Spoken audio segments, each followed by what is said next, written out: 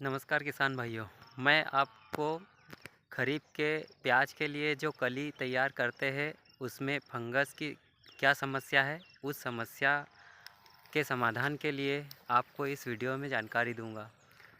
दोस्तों, मैंने यह 1 दिसंबर को डाला था बीज, और इससे पहले खाली खेत की मैंने प्रोसेस की उसके बारे में आपको बताना चाहता हूँ।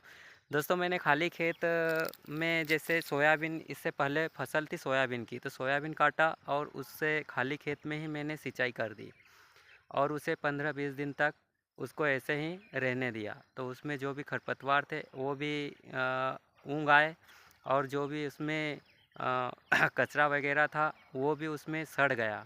तो फंगस की मेन समस्या है कि खेत में कचरा होने से भी फंगस आता है। तो हमें पहले खाली खेत में ही सिंचाई कर देना है और 15-20 दिन बाद उसे फिर तैयार करना है।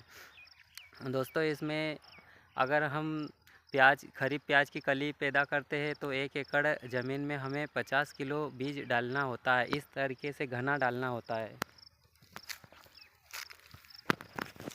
किसान भाइयों, इस कली के रोप में मैंने एक बार भी फंगस की दवाई नहीं डाली।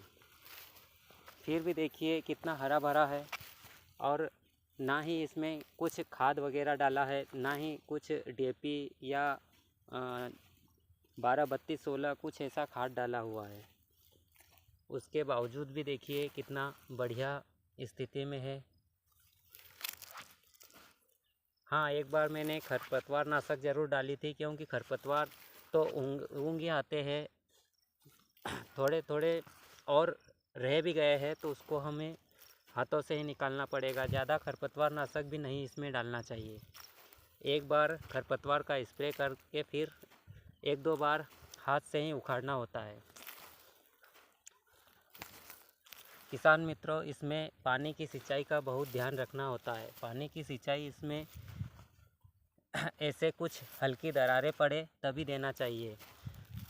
जल्दी जल्दी सिंचाई नहीं करना चाहिए, उससे प्याज की नर्सरी की ग्रोथ बहुत ज़्यादा हो जाती है और उस वजह से भी कली नहीं बन पाती है। इसलिए हमें इसमें इस बात का ध्यान रखना ज़रूरी है। और खाद भी इसमें संतुलित मात्रा में ही देना चाहिए। खाद की वजह से भी ये नर्सरी की पत्ती बड़ी हो जाती है। तो दोस्तों, इसमें मैंने फंगस कंट्रोल के लिए कोई दवाई का इस्तेमाल किया ही नहीं, क्योंकि मेरे खेत में आया भी नहीं और इसलिए मैंने इसमें डाला ही नहीं।